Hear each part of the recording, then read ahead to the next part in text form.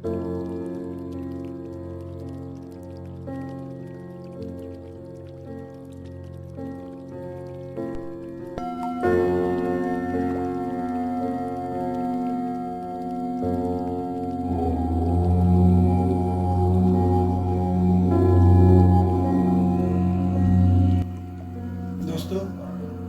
मेरा नाम शशि भूषण श्रीवास्तव है और मैं ज्योतिष भी हूँ और हस्त प्रेक्षक भी हूँ, हाथ भी देखता हूँ, तो पामिस्ट भी हूँ मैं। तो दोस्तों, मैं बहुत अरसे से, बहुत पहले से मैं ज्योतिष का काम करते आया हूँ और मेरी एक तमन्ना थी कि मैं वीडियो बनाऊँ और आप लोगों के समक्ष पहुँचूँ, लेकिन देखते देखते बहुत सारे समय गुजर गए और मैं सोचते ही रह गया। फिर भी मैं अभी इस निष्कर्ष पर पहुंचा हूं कि मैं अभी भी समय बाकी है और मैं वीडियो बनाऊं और जो मुझे जानकारी है, जो मैंने पढ़ी है, जो मैंने सर्च की है और जो मेरे पास है, मैं आप लोगों से शेयर करूं। और इसी सोच के चलते मैं जो है ये वीडियो, मेरी पहली वीडियो है, मैं वीडियो बनाने जा रहा हूं। दोस्तों, आप लोगों से इतना रिक्वेस्ट है कि आप लोग इस वीडियो को पूरा देखेंगे और पूरा देखने के बाद ही आप लोग समझ पाएंगे कि ये क्या है। तो मैं बताना चाहता हूं कि ज्योतिष क्या है। दोस्तों, बहुत सुनने में आया है, बहुत ऐसी बातें मैं सुनता भी हूँ कि ज्योतिष क्या है, कुछ नहीं है, और हस्तरेखा क्या है, ये हाथ के मुड़ने से बनती है, आदि इत्यादि नकारात्मक बातें मैं बहुत पहले से सुनते आया हूँ। बहुत ऐसे व्यक्ति हैं जो इसके प्रति नकारात्मक प्रभाव रखते हैं, भेदभाव रखते हैं। तो दोस्तों, मैं उन सब भाइयों को भी और आप सब जो ज्योतिष से इंटरेस्ट रखने वाले हैं, जो इच्छुक है, सीखने के लिए इच्छुक हैं और जो अपने भविष्य के विषय में कुछ जानना चाहते हैं, कुछ सीखना चाहते हैं, तो उन सभी भाइयों के लिए जो है मैं ये वीडियो तैयार कर रहा हूँ। और एक बात बता दूं दोस्तों, मेरे बोर्ड जो देखे हैं, बोर्ड जो मेरे पीछे आप लोग देख रहे हैं, बोर्ड नेपाली में है और हम हिंदी में बोल रहे हैं। तो आपसे बता दें दोस्तों कि मैं 6 भाषा का जानकार हूँ और 6 भाषाओं में मैं बोल सकता हूँ, लिख सकता हूँ। तो मैंने हिंदी में बनाने का यही निश्चय लिया कि हिंदी जो है, इंडिया से लेकर नेपाल तक हिंदू भाषी सब कोई समझते हैं, सब कोई जानते हैं। नेपाल में भी ऐसा कोई नहीं है जो हिंदी ना बोले, ना समझे। इसलिए मैं यही निष्कर्ष पर पहुंचा कि मैं जो भी बनाने जा रहा हूँ हिंदी में बनाऊं, यानी सबके लिए हो, सब कोई समझे, सब कोई जाने, सब कोई पूजे।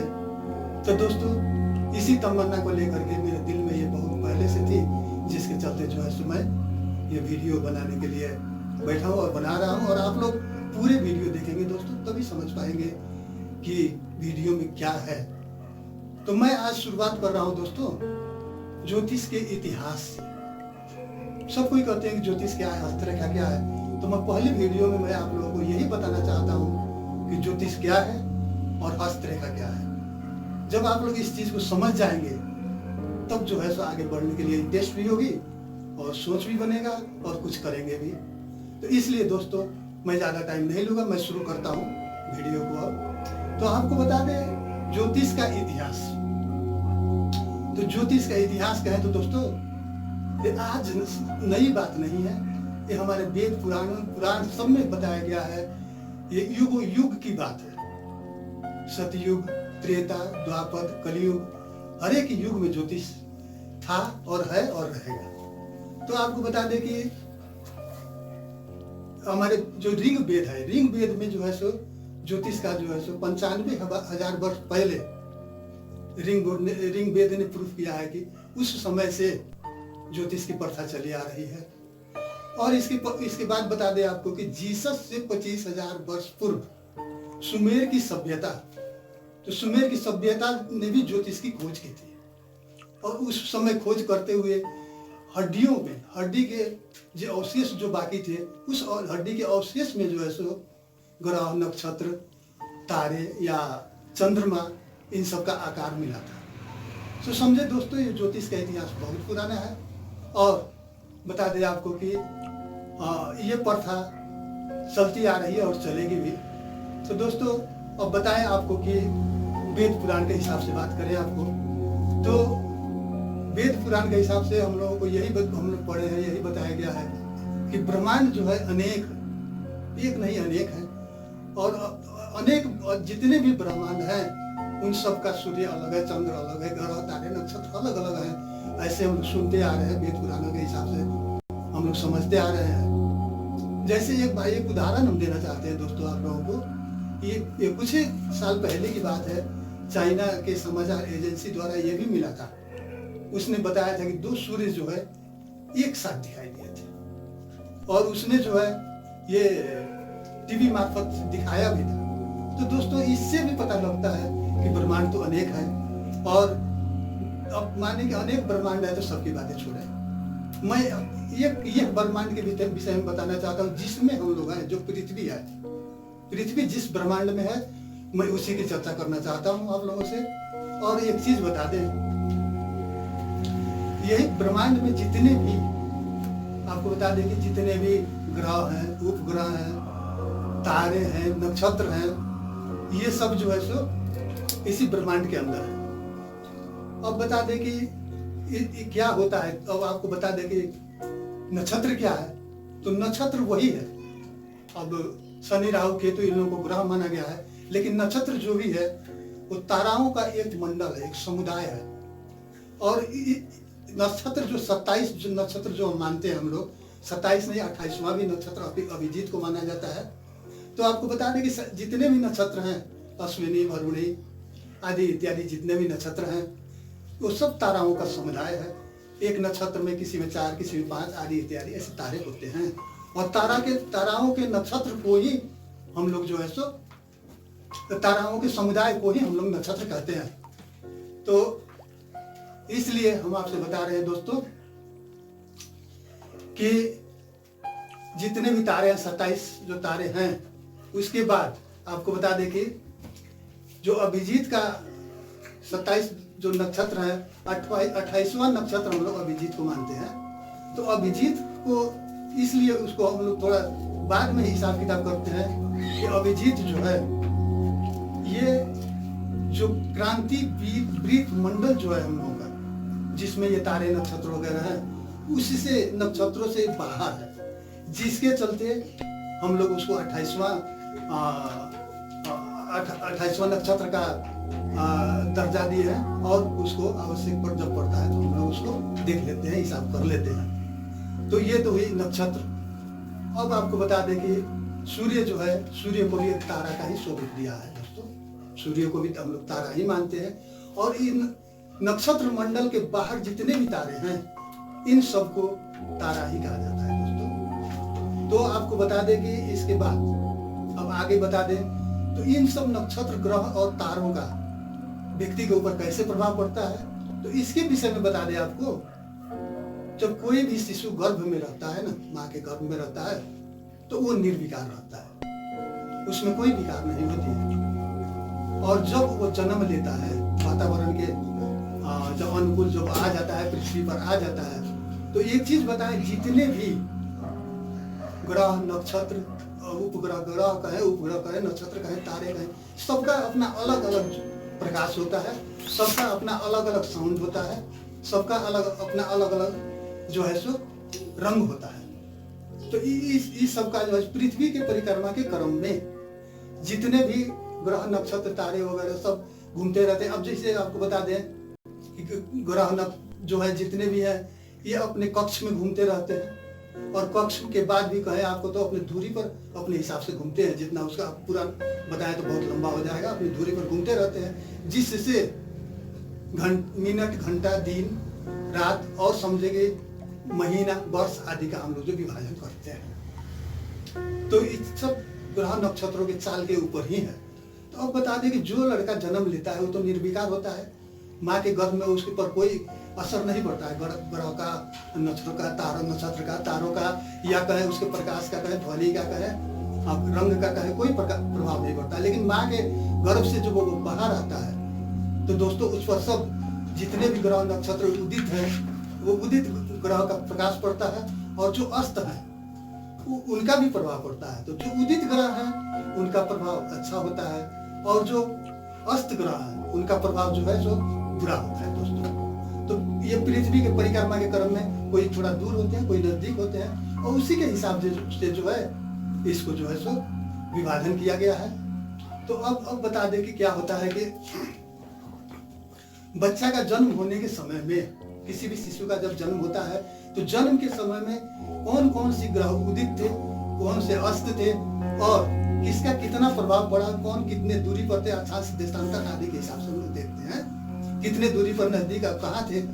तो इसी के हिसाब से जो हम लोग कुंडली बनाया करते हैं, इसी का नाम कुंडली है। तो ज्योतिष कहते हैं सब इस समय फर्क नहीं पड़ना चाहिए, वो सही बात है। अब देखिए क्या होता है, नक्षत्र कब बदल जाता है किसी को मालूम नहीं है, उसका समय पंचांग में होता है, बाकी तो लोगों को मालूम नहीं होता है। तो अगर बच्चे का जन्म 10 बजे हुआ, आप उसको 11 बजे लिखाते हैं, तो 1 घंटे में कितना नक्षत्र का जो है सो यदि चेंज हो गया, पहले आप टाइम दे रहे हैं तो उस टाइम का जो बनाया जाएगा वो गलत हो जाएगा। इसलिए जो सही समय है वो आप अगर लिख करके देते हैं तो उससे क्या होगा कि हम लोग जो भी हिसाब करेंगे, क्योंकि देखिए ये ज्योतिष क्या है, एक मैथमेटिकल फार्मूला है और गणितीय सूत्र के आधार पर ही इस पर हिसाब करके निकाला जाता है। अगर एक अंक भी गलत हुआ तो टोटल हिसाब गलत हो जाएगा। तो इसलिए जो है सो इस पर जो है सो एकदम विचार करना चाहिए, और बच्चे के जन्म के समय में समय जो है एकदम एक्यूरेट होना चाहिए, सही होना चाहिए, तब जो है सो बच्चे का कुंडली बनता है। तो उससे क्या होगा कि वो कुंडली जो बनेगी वो बच्चे के हिसाब से एकदम सही मिलेगी, उसमें गलत नहीं होगा। तो अब बताएं, आपको एक चीज बताते हैं कि वो तो ठीक है, कुंडली तो बन गई। अब एक चीज और विशेष बात बताते हैं आपको दोस्तों, पता नहीं आप लोगों को मालूम है कि नहीं है, ये क्या है। तो जुड़वा बच्चों के विषय में आपको बताते हैं। अब देखिए किसी औरत को जब बच्चा होता है ना, तो किसी को 1, किसी को 2, किसी को 3, किसी को 4, और कहीं कहीं तो 6 बच्चे तक सुनने में आया है, न्यूज में इस तरह से सुनने में आता है। तो दोस्तों ये बता दें आपको कि अब या मान लेते 2 या 3 बच्चे पैदा हुए तो क्या सबका जो कुंडली एक ही होगा? ये बहुत सोचने वाली विषय है दोस्तों, इस पर जरा ध्यान देंगे आप लोग कि एक साथ अगर 3 बच्चे का जन्म होता है तो क्या तीनों का कुंडली एक जैसा होगा और तीनों पर एक ही जैसा प्रभाव पड़ेगा? नहीं दोस्तों, ऐसा नहीं होता। क्योंकि जब बच्चे का जन्म होता है तो उसमें थोड़ा सा डिफरेंस तो हो ही जाता है, किसी में 15 मिनट, 20 मिनट, या किसी में आधा घंटा भी लग जाता है। इसके चलते क्या होता है कि उन लोगों को कुंडली में जो है कुछ न कुछ फर्क अवश्य हो जाता है, और उसमें उसका जब कुंडली बनाया जाएगा, उसका विवेचन किया जाएगा तो उसमें थोड़ी फर्क निकल जाएगी। लेकिन एक चीज और बताते हैं, विशेष बात, किसी को देखा जाता है दोस्तों, जुड़वा बच्चे जो होते हैं उनमें प्रभाव एक जैसा होता है। वो कैसे होता है, ये भी एक गूढ़ विषय है, बहुत कठिन विषय है दोस्तों, मैं आप लोगों को बतलाता हूँ। जैसे क्या होता है कि गर्भ में जो बच्चे अंडे होते हैं, अंडे तो अनेक होते हैं, तो उसी में कितने मरते जाते हैं, खत्म होते जाते हैं, बाकी जितना बच गया उतना बच्चा होता है, शिशु का जन्म होता है। उसमें से भी क्या होता है कि एक ही अंडे में कभी कभार ऐसा स्थिति होता है कि एक ही अंडे में 2 बच्चे हो जाते हैं, 2 शिशु पैदा हो जाते हैं, और दोनों शिशु जिंदा होते हैं और दोनों शिशु का जन्म होता है। तो इस अवस्था में दोस्तों, इस अवस्था में बता दें आपको कि एक ही अंडे से पैदा हुए बच्चे में एक ही प्रभाव रहता है, उसमें फर्क नहीं पड़ता।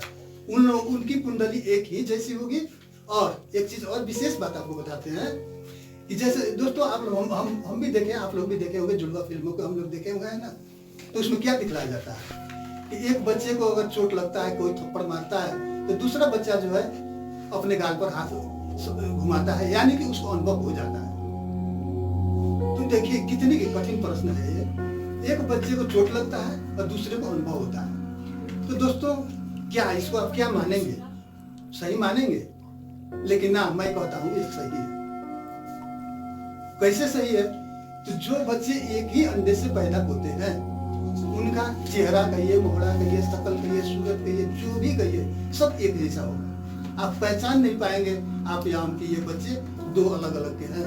अगर बारी बारी से आवे तो हम कहेंगे वही बच्चा आ रहा है, दूसरा बच्चा नहीं है। तो वैसे बच्चों में वैसे बच्चों में जो है सो उनकी कुंडली एक जैसी होगी, क्योंकि उनके जन्म में भी कोई खास डिफरेंस नहीं होता है, एकदम एक ही हिसाब से होता है, यानी कि कोई विशेष समय का अंतर नहीं होता है। इसलिए उनकी दोनों बच्चों की कुंडली एक जैसी होगी और दोनों बच्चों का जो है उन लोगों का सिद्धांत जो है, यानी कि ये सिद्धांत कहें या शारीरिक अवस्था में कहें कि एक बीमार होगा तो दूसरा भी साथ ही साथ बीमार हो जाएगा, एक को जो दवा दी जाएगी वही दवा दूसरे को सूट करेगी। तो इस तरह से बहुत ऐसी चीजें जो है मिल जाती है। इसके साथ साथ बताएं कि अब उन लोगों की मृत्यु के विषय में भी हम बताएं, बहुत ज्योतिषों ने, हमारे पूर्व ज्योतिषों ने भी इसका जो है सो सर्च किया है और बताया है कि ऐसे बच्चों की मृत्यु जो है वो भी 1 से 3 महीने का अंतराल में हो जाएगी, उससे ज्यादा समय नहीं लगता है। तो ऐसे जुड़वा बच्चों को जो है सो उनकी कुंडली एक जैसी होती है और उन पर जो है सो आपको बता दें कि एक ही जैसा प्रभाव पड़ता है। लेकिन अब इसमें लेकिन आया दोस्तों, अब मैं क्या कहना चाह रहा हूं आपको, अब आप भी देखे होंगे कि 2 जुड़वा बच्चे जब एक साथ सब उन लोगों का मिलते जाता है, हर कुछ मिलता है, लेकिन कोई आगे बढ़ के जाके पढ़ लिख करके अब कोई ऊंचे पद हासिल कर लेता है, ऊंचा पद, धान्य हो जाता है, यानी कि धनी हो जाता है, और कोई जो है नीचे ही रह जाता है। कोई सफल हो जाता है, कोई असफल हो जाता है, लाख कोशिश करने के बाद भी आगे नहीं बढ़ पाता।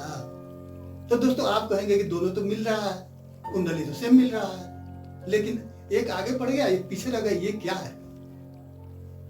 तो दोस्तों इसमें भी बहुत समझने वाली बात है। आप कुंडली के हिसाब से नहीं देख रहे हैं, दोनों का एक है, लेकिन हस्तरेखा एक नहीं होता, हस्तरेखाएं जो है अलग अलग होती है।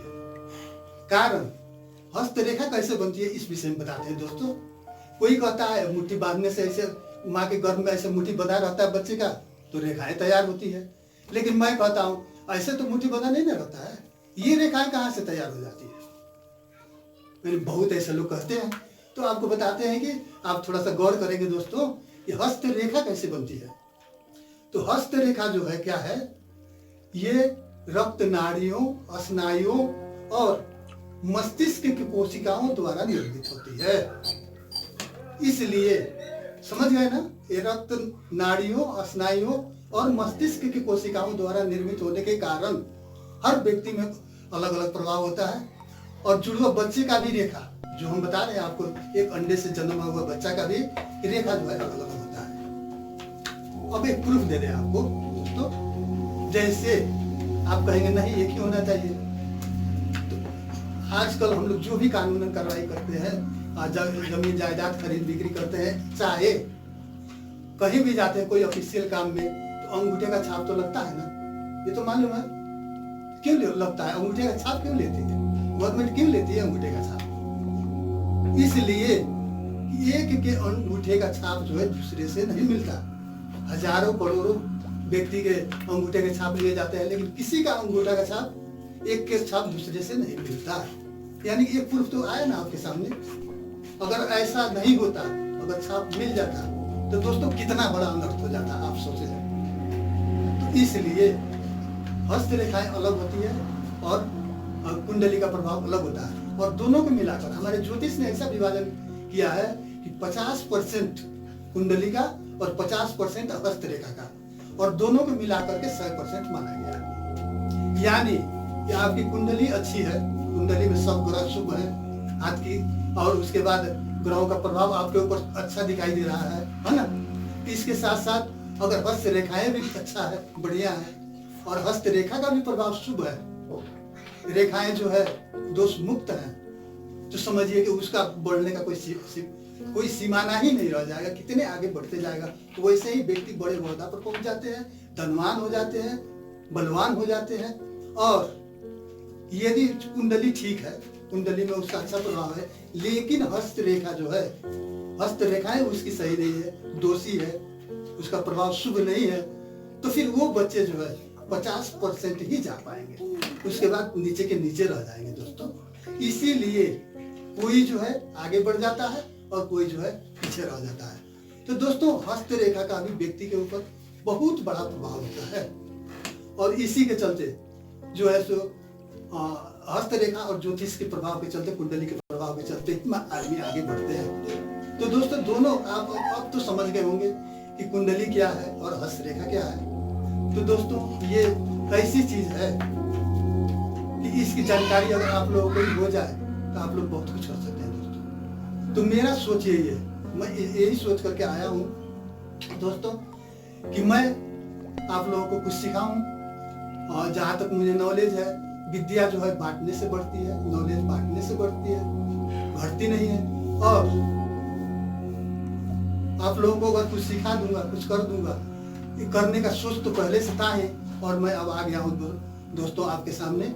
और मेरी चाहना है, मेरी यही इच्छा है कि मैं जो है आप लोगों को जो है सो इस विद्या का जानकारी दूं, सिखाऊं। और साथ ही साथ दोस्तों एक बात बताता हूँ, यहाँ तो मैं सिखाता हूँ, हस्तरेखा पढ़ाता हूँ, तो मैं फीस लेता हूँ, फीस लेकर पढ़ाता हूँ दोस्तों। लेकिन मैं आप लोगों को फ्री पढ़ाने जा रहा हूँ, फ्री बताने जा रहा हूँ, फ्री में। और आप लोग के घर घर में आकर मैं सिखाऊंगा। आप लोग थोड़ी सी समय व्यर्थ करें, थोड़े से समय दे हमें, और मैं घर में बैठे बैठे आप लोगों को कहीं जाने की जरूरत नहीं, मैं सिखाऊंगा। और मेरी वीडियो जो है सीरियल रूप से आगे बढ़ती जाएगी, और मैं आप लोगों को सिखाऊंगा जहां तक हो सके। ये मेरा दृढ़ संकल्प है। मैं हर एक वीडियो में नई नई आइटम रेखाओं से लेकर के बहुत कुछ लेकर के आऊंगा। और एक बात बता दूं कि अभी इसके बाद, ये तो मेरा स्टार्टिंग है, मैंने परिचय सिर्फ दिया है दोस्तों।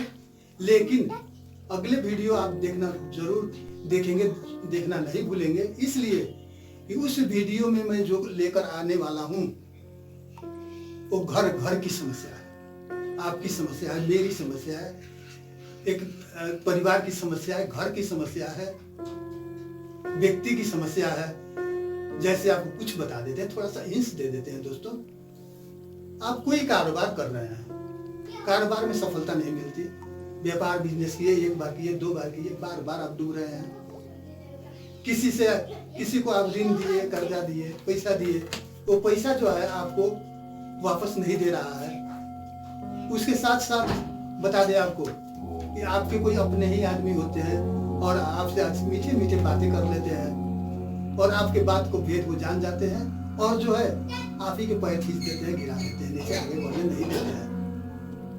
और आप हम देखते रह जाते हैं कि भाई क्या है, समझ नहीं पाते हैं। तो इसी विषय पर आपकी थोड़ी सी मिस्टेक से बता देते हैं कि इतना बड़ा धक्का लग जाता है, जीवन का जो है सो मोड़ बदल जाता है, संपत्ति नष्ट हो जाती है। तो ऐसा होता क्यों है, इसी का टिप्स लेकर के मैं आने वाला हूँ दोस्तों। आइए एकदम सटीक, आप एक बार देखेंगे तो समझ जाएंगे। और जो भी व्यक्ति आपके सामने अगर आता है तो आप देखते ही पहचान लेंगे कि एक ऐसा व्यक्ति है, इसके साथ मैं कारोबार करूं कि ना करूं, इसके साथ हम अपनी बात को शेयर करें कि ना करें। इस तरह की समस्या है, आप एकदम आसानी से समझ लेंगे दोस्तों। और यही अगले वीडियो में यही लेकर के आने वाला हूँ। तो दोस्तों एक बात है, अब इस वीडियो का जो है अब बहुत लंबा हो जाएगा, मैं ज्यादा देर बोलूं तो इसलिए इस वीडियो को आप शेयर करें, लाइक करें, सब्सक्राइब करें, बेल बटन दबा दें, लेकिन कमेंट्स जरूर दें। आपको कैसी लगी वीडियो, आप क्या कहना चाहते हैं, और कमेंट्स में दोस्तों आप जो भी प्रश्न आपके दिल में हो जरूर लिखें, जरूर भेजें मेरे पास। और अगर इस वीडियो में आप भेजते हैं तो अगले वीडियो में आपके प्रश्नों का मैं जवाब लेकर आऊंगा, आपको बताऊंगा कि आपने जो प्रश्न दिया था उसका उत्तर क्या है और कैसे करना है। और जो भी हो आपको एक मार्ग दिखलाऊंगा, मुझे जहाँ तक मेरी क्षमता है, मैं जो जानता हूँ, जो सीख करके आया हूँ। आप मेरे बोर्ड में भी देखे होंगे, यहाँ प्रशिक्षण दी जाती है करके।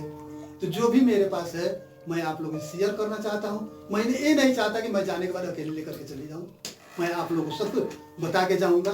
इसलिए दोस्तों कमेंट करना ना भूलें।